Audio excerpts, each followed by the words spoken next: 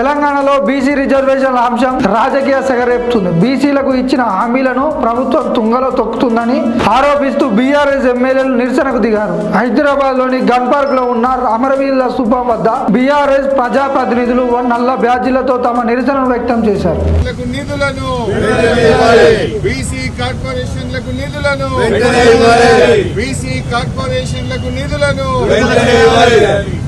కార్పొరేషన్లకు నిధులను గొల్ల కుర్మలకు రెండో విడత గొర్రె పిల్లల్ని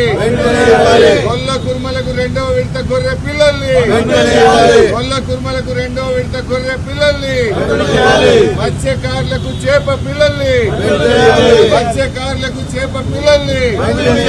ముదిరాజ్ కార్పొరేషన్ కు నిధులను మున్నూరు కార్పొరేషన్ కు నిధులను అన్ని బీసీ కార్పొరేషన్లకు నిధులను రజక నాయక్ బ్రాహ్మణ కార్పొరేషన్లకు నిధులను